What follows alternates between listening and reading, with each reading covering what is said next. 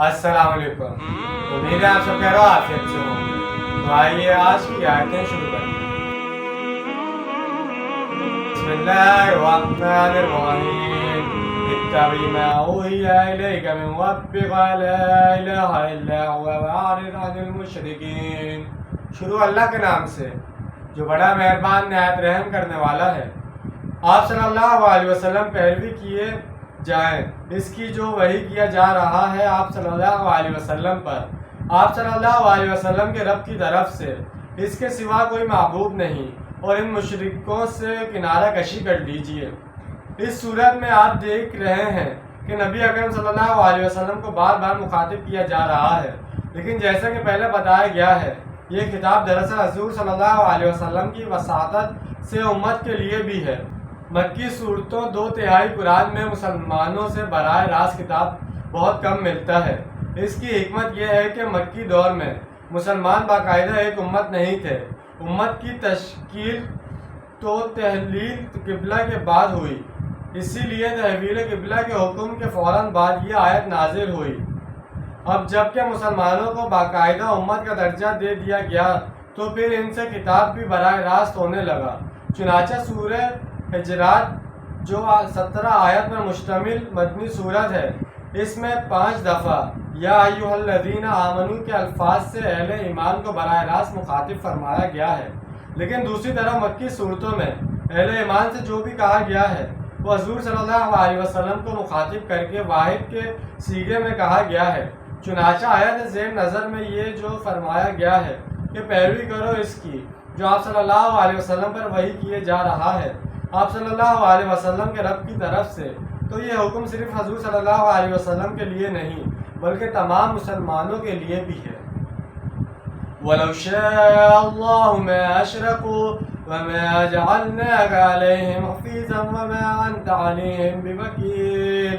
اور اگر اللہ چاہتا تو یہ شرک نہ کرتے، اور اے نبی صلی اللہ علیہ وسلم ہم نے آپ کو ان پر نگران نہیں بنایا ہے، اور نہ ہی آپ صلی اللہ علیہ وسلم ان کے ضامن ہیں۔ اگر اللہ کو اپنا جبر ہی نافذ کرنا ہوتا اور بالجبر ان سب کو ایمان پر لانا ہوتا تو اللہ کے لیے یہ کچھ مشکل نہیں تھا۔ اس سلسلے میں آپ صلی اللہ علیہ وسلم پر ان کی ذمہ داری ڈالی ہی نہیں گئی۔ آپ صلی اللہ علیہ وسلم کو ان پر واعظ یا نگران مقرر نہیں کیا گیا۔ آپ صلی اللہ علیہ وسلم کا کام ہے حق کو واضح کر دینا۔ آپ صلی اللہ علیہ وسلم اس قرآن کے ذریعے انہیں خبردار کرتے رہیں، اس کے ذریعے انہیں تذکیر کرتے رہیں، اس کے ذریعے انہیں خوشخبریاں دیتے رہیں۔ آپ صلی اللہ علیہ وسلم کی بس یہ ذمہ داری ہے، بس آپ صلی اللہ علیہ وسلم انہیں یاد دہانی کرائیں، اس لیے کہ آپ صلی اللہ علیہ وسلم تو یاد دہانی ہی کرانے والے ہیں۔ آپ صلی اللہ علیہ وسلم ان کے اوپر نگران نہیں ہیں۔ وَلَتَسُبُّوا الَّذِينَ يَدْعُونَ مِن دُونِ اللَّهِ فَيَسُبُّوا اللَّهَ عَدْوًا بِغَيْرِ الْعِلْمِ كَذَلِكَ زَيَّنَّا لِكُلِّ أُمَّةٍ أَعْمَالَهُمْ ثُمَّ إِلَى رَبِّهِمْ مَرْجِعُهُمْ فَيُنَبِّئُهُم بِمَا كَانُوا يَعْمَلُونَ۔ اور مت گالیاں دو یا مت برا بھلا کہو ان کو جنہیں یہ پکارتے ہیں، اللہ کے سوا تو وہ اللہ کو گالیاں دینے لگیں گے زیادتی کرتے ہوئے بغیر سوچے سمجھے۔ اسی طرح ہم نے ہر قوم کے لیے اس کے عمل کو مزین کر دیا ہے، پھر اپنے رب ہی کی طرف ان سب کو لوٹنا ہے تو وہ ان کو جھٹلا دے گا جو کچھ وہ کرتے رہے تھے۔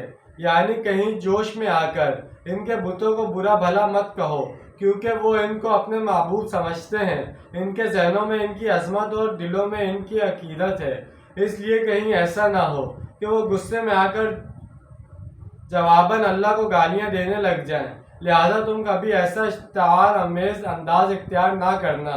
یہاں ایک دفعہ پھر نوٹ کیجئے کہ یہ کتاب مسلمانوں سے ہے، لیکن انہیں یا ایھا الذین آمنوا سے خطاب نہیں کیا گیا۔ جس طرح ہر کوئی اپنے عقیدے میں خوش ہے، اسی طرح یہ مشرکین بھی اپنے بتوں کے عقیدت میں مگن ہیں۔ ظاہر بات ہے وہ ان کو اپنے معبود سمجھتے ہیں تو ان کے بارے میں ان کے جذبات بھی بہت حساس ہیں، اس لیے آپ صلی اللہ علیہ وسلم انہیں مناسب انداز سے سمجھائیں، انداز تبشیر، تذکیر اور تبلیغ وغیرہ سب کے طریقے آزمائیں، لیکن ان کے محبوبوں کو برا بھلا نہ کہیں۔ تو جیسے کہ آج ہم نے 3 آیتوں کا ترجمہ اور تفسیر بیان کی ہے، امید ہے آپ کو سمجھ میں آئے گا، پسند آئے گا۔ ملتے ہیں اگلی ویڈیو. اپنا ڈھیر سارا خیال رکھیے گا, اپنوں سے زیادہ دوسروں کو خیال رکھیے گا. جب تک کے لیے اللہ حافظ, فی امان اللہ.